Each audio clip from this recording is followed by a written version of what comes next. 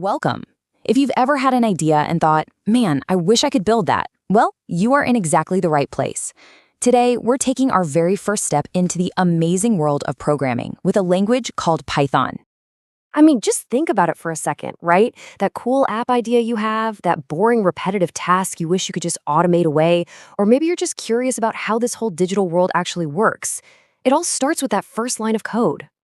And you know what? There's really no better place to start than with Python. It was literally designed to be simple, super powerful, and honestly, a lot of fun to learn. This is it. This is where your journey kicks off. All right, so first up, let's get right into it. Why Python?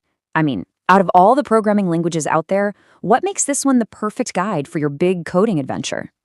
Well, for starters, you're in really good company. Python is, by a long shot, the most popular language on the planet, and that's huge. Because it means that if you ever get stuck, there's this massive, friendly community of people out there ready to help.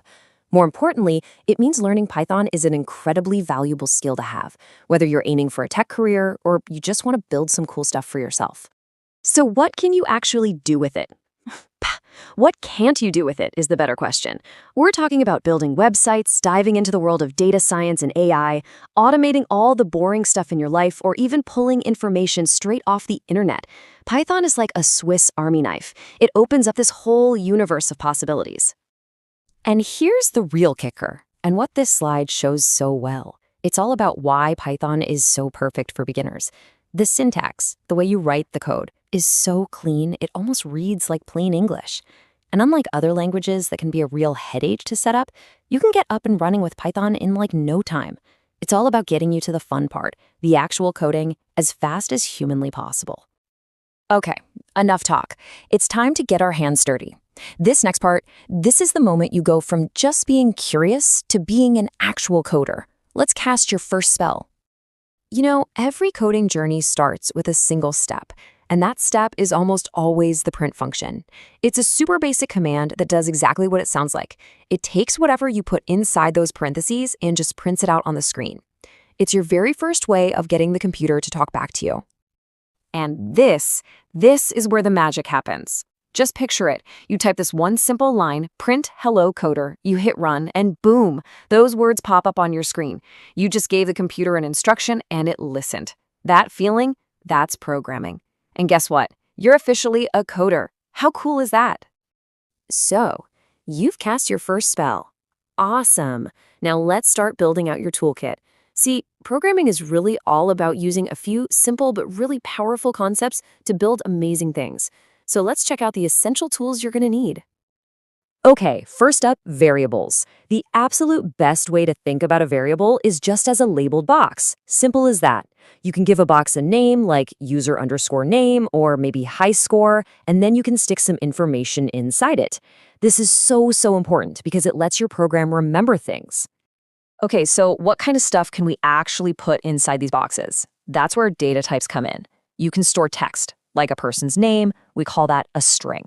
You can store whole numbers, like a score in a game. Those are integers. Or you can store numbers with decimal points, like a price. We call those floats. Knowing what kind of data you have is totally fundamental. And then you've got functions. Think of it like this. Imagine you have a task you need to do all the time, right? Like figuring out the total price in a shopping cart. Instead of writing out all the steps every single time, you can bundle them all up into a function. It's like a reusable recipe. You write it once, and then you can just call its name whenever you need it. It's all about working smarter, not harder. All right, now things start to build. So far, our program has been kind of a one-way street. We tell it what to do, and it does it. But what if we could actually have a conversation with it?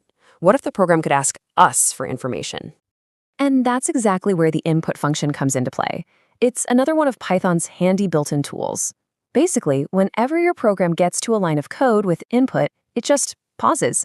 It literally stops and waits for you, the user, to type something in and hit enter. This is the secret to making our programs interactive. So it's really this simple three-step dance. First, you ask the user a question. Second, you take whatever they type and store it in one of those labeled boxes, a variable. And third, you can now use that information to change what your program does next. See? You're not just shouting orders at the computer anymore, you're actually having a dialogue. All right, this next part, this is where things get really powerful. We know how to store information, we know how to get information from the user, but now we're going to give our program a brain. We're going to teach it how to make decisions. No, seriously, based on the information it gets, your program can actually choose to do one thing instead of another. It can react, it can adapt, it can go down different paths. This is the absolute heart of what we call logic in programming. And the main way we do this is with something called an if-else statement. It's actually super simple. You just give the program a condition to check, like, if the user's password is correct, let them in, else show an error message. This simple little fork in the road is how pretty much all complex software is built, from video games to your banking app. But what if you need to do something not just once, but over and over and over again? Well, that's where loops come in. A while loop basically tells the program, hey, as long as this one thing is true, just keep doing this block of code. This is the engine of automation. It's what lets a program check your email every 5 seconds or process thousands of files without ever getting tired. Okay, so as we wrap things up here, I know we've covered a ton of ground, but you want to know something crazy? We've only just scratched the surface. These fundamentals we've talked about, they're the launch pad for creating truly mind-blowing things. Your adventure is really just getting started. So, what's next on the horizon? Well, you'll learn to organize your code into neat little files called modules. You'll learn how to use powerful code that other people have already written. We call those packages. You'll learn how to build massive, complex applications and even connect your programs to the internet to grab data from all sorts of services. The possibilities are, and I mean this, literally endless.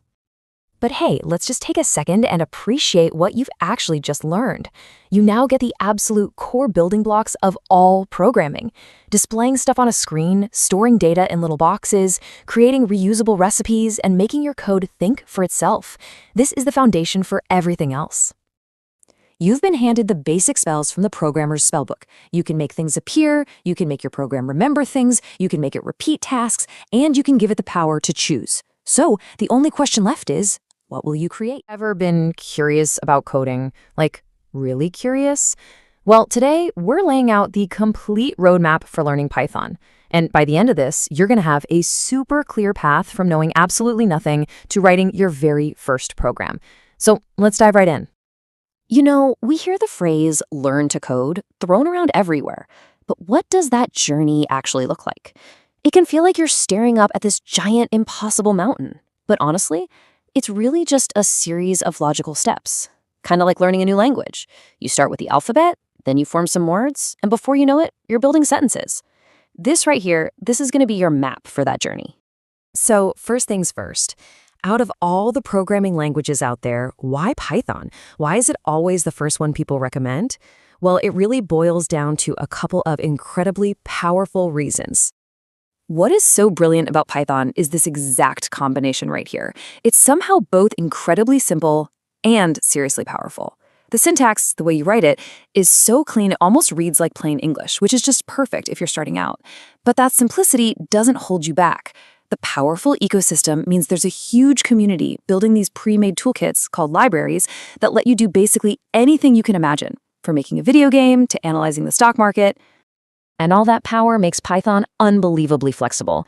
It is not a one-trick pony. For web development, you're talking about the back-end systems for giants like Instagram or Spotify.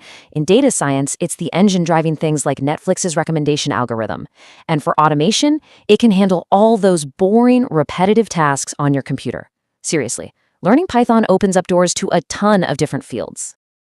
All right, enough of the theory. This is where the magic really happens. Writing your first program is that huge moment where you cross the line from just learning about code to actually making something. And you know what? Getting started is way simpler than you'd think. It's really just 2 steps. First, you download and install Python itself. That's kind of like the engine. Second, you grab a code editor, something like PyCharm. Think of the editor as your workshop. It's a special program that just makes writing and running your code so much easier. And this is it. This is the big aha moment. This one simple line of code is the classic first step for programmers all over the world. When you type, print, hello world, and you hit run, you are literally telling the computer what to do, and it does it. It's the very first time you see your code come to life, and let me tell you, that feeling is fantastic. So, you've made the computer say hello. Awesome. What's next? Well, now we start to fill up your programmer's toolbox. These are the fundamental concepts, the absolute building blocks you're going to use to create, well, anything and everything from this point on. First up, the variable. Okay, imagine you want your program to greet someone by name. Instead of writing their name out every single time, you can just store it in a variable. A little labeled box called, let's say, username. Now, anytime you need that name, you just use the label. So the key here is that variables let you store information and give it a name you'll remember, which makes your code cleaner and way easier to change later. But then you run into a new problem. What happens when it's not just one little piece of information that's repeating, but a whole chunk of code? Let's say you've written 3 lines to do a calculation, and now you realize you need to do that exact same thing in 5 different places. Just copying and pasting is a recipe for disaster. It gets messy fast. And the solution is a function. A function is like taking that block of code, wrapping it up, and giving it a name, like calculate total. Then, whenever you need to run that code, you just call its name. It's how programmers avoid repeating themselves. Instead of writing out the entire recipe every time you want to bake a cake, you just say, hey, make the cake, and the function knows exactly what to do. Okay, so we can store data and we can reuse our code. Let's take it to the next level. This is where your programs stop just following a simple list of instructions and actually start to think for themselves by making decisions and repeating actions. We do this with something called conditionals. And an if-else statement is pretty much exactly what it sounds like. You tell the program, if the user's age is over 18, then show them the movie ticket prices. Else, if it's not, show them the kids' prices. It's the basic way you give your program a brain, allowing it to react differently depending on the situation. So conditionals are great for a single choice, but what if you need to do the same thing over and over and over again? What if you have a list of 100 names and you need to send a welcome email to every single one? You are definitely not going to write 100 if statements. And that's where loops come in to save the day. A loop just tells the computer, hey, for every single name in this list, run this block of code. It's the engine of automation. Instead of writing the same code 100 times, you write it just once inside a loop, and the computer does all the heavy lifting for you. We're almost there. The final big concept for any beginner is figuring out how to handle not just single pieces of data, but whole collections of it. Your programs will almost always need to work with lists of things, and you need a good way to store them. So Python gives you a few main tools for this. A list is your classic go-to collection. Think of a to-do list where the order matters and you can have the same thing on there twice. A set is different. It's for when you only care about unique items and the order doesn't matter at all, like a list of every unique person who visited a website. And finally, a dictionary is like a phone book. It stores pairs of things, a key and a value. You look up a name, the key, to get their number, the value. Each one is designed for a specific way of organizing your data. And that's it. That's the path. You start with the why, you write your first command, and then you start adding tools to your toolbox. Variables, functions, conditionals, loops, and ways to organize your data. That really is the core journey. So now that you have the map, the only question left is, what adventure are you going to go on? What was you built for?